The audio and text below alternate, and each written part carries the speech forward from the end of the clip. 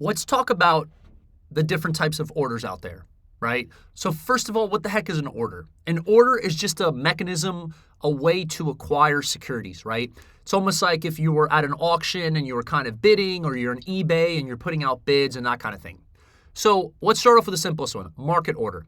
Market order says, get me in or get me out at this moment. I just want whatever price. So if people are bidding on, on different things, you're just like, I just want it. Whatever price is available right now, I don't want to wait. Just give me whatever's available at this current moment, right? Give me whatever's available. So for example, if you're going to buy a market order, you would just buy whatever the ask or the offer is, right? Because remember, when we have a security, we have what's called a bid and an ask price.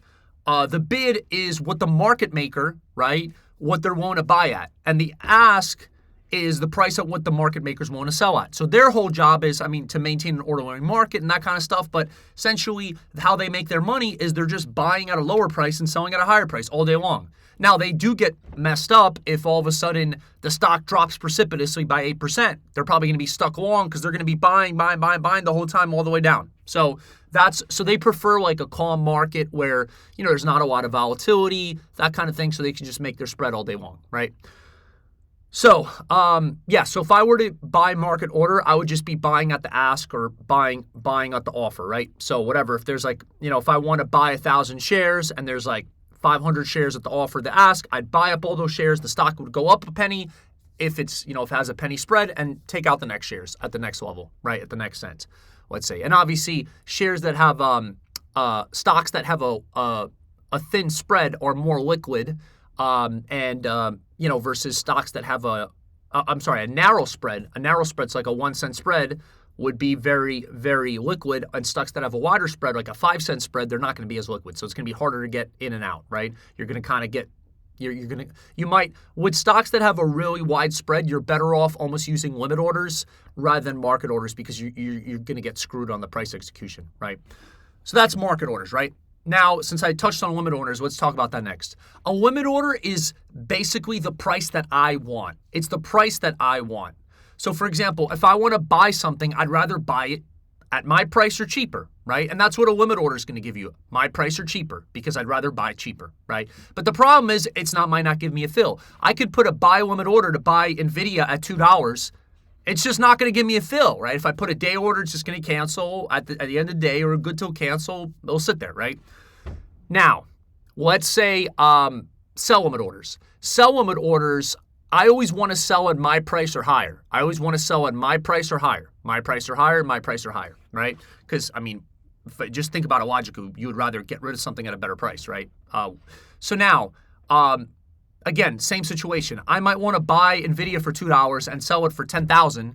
It's not going to work. I can put a sell limit order. It's going to just sit there, right? So it's almost going to give me the price I want, but it may not get a fill. So that's the inherent problem.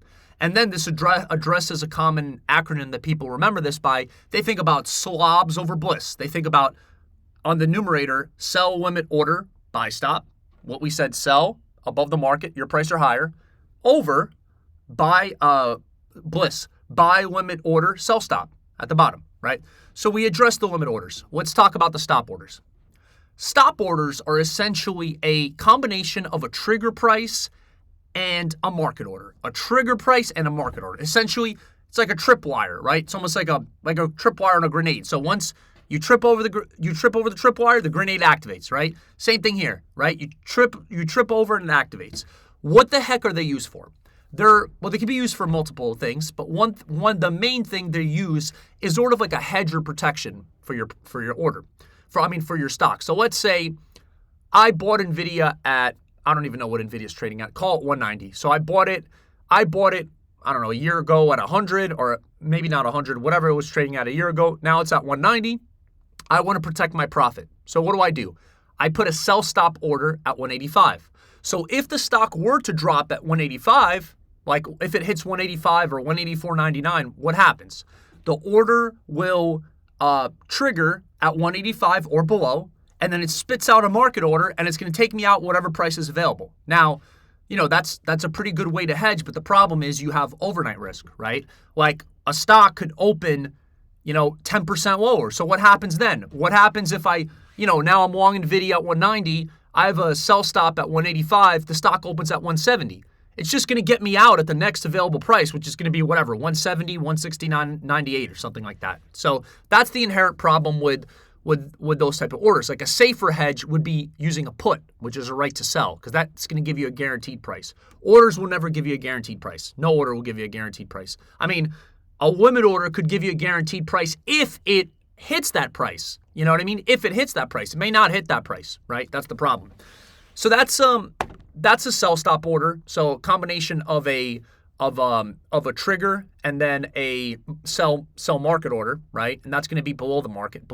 So if you're long, you're going to put it below. So if the market dips below and you get out, right? A buy stop is going to be the opposite. Buy stop is going to be if you're short a position, right? You're short and you put a buy stop. Let's say I'm short Nvidia at 190. I put a buy stop at 195. If the stock goes to like 196, it's going to trigger and it's going to get me out at whatever price is available next. So it's going to trigger and then the next price is going to get me out at whatever price is available. So now that's the main thing. It's going to be used for protection. You can also use it to get into a position. Like let's say a stock's trading in a range, right? Let's say it's trading in a range. Let's say it's trading between 190 and 195, right? In Nvidia. What am I going to do to take advantage of that situation? I'm going to put buy limit orders around, let's say 190 and 50 cents, right? And I'm going to put sell limit orders at like, let's say, what did I say? 190 to 200, let's say 199.50. And I'm just going to take advantage of that. But I also want to take advantage of what's called a breakout. So if the stock were to break that level, I want to be long and catch the ride up. Because most likely if it breaks that level, it's like a tug of war between the buyers and the sellers. Now the buyers won and it's going to go way up, right? That's kind of the psychology behind technical analysis, right? So let's say it passes, what did I say, 200, right? Or 190 to 200. It passes 200. I might have buy stops waiting at like 201 cent. Or 225 cents, something there. So if the stock were to break out of the range, I want to be long and ready to go. And then I do the same thing with sell stops at the bottom. So you could also take advantage of, stocks that are in a range with buy stops and sell stops. Now, the downside of stops, if everybody's short a specific stop, like if everybody's, short GameStop, I don't know what GameStop's trading at, but let's say it's short at like $25 GameStop, right? And the stock keeps making lower highs, lower lows. It keeps coming down. So now, let's say it all of a sudden starts coming up, and everybody has their stop at what's called, a support level, right? They have it right above the support level. So once it, not above a support level, above a resistance level. Support level is on the bottom, resistance level on top. Once it passes that resistance level, you might have 10 million shares of market orders ready to trigger, right? So you almost have to be the first to go. Otherwise, the stock's going to shoot way up, right? So I've seen that happen myself. And then conversely, if it goes down and you have like a million sell stops, let's say everyone's long and there's a million sell stops. If the stock starts coming down, it triggers all the sell stops and it causes a dramatic or precipitous decline in the market. So I hope that makes sense with the sell stop orders. Last one that I'll talk about is sell stop limit orders. Essentially, instead of with a sell stop or buy stop, it's going to be a combination of a trigger and a market order. This is going to be a combination of a trigger or limit order. So it's not going to be as safe protection as the stop order because, again, when you have a limit order, it may trigger, it may not. So the trickiest thing about the stop limits is if you have like a buy stop limit at 80, it's going to trigger at 80 or above, and then it becomes a buy limit that's going to trigger at 80 or below. Same thing with a sell stop limit. It's going to, let's say a sell stop limit of 80. It's going to trigger at 80 or below and then become a sell limit order at 80 or above. So that's kind of the tricky part with it. And you could have a different trigger price and a different limit price. So that sometimes they'll trick you with that, but essentially it's not really a hard concept once you get the idea of it. So hope this helps. Hope this makes sense. Please subscribe and like, and please listen in for more videos. Thanks.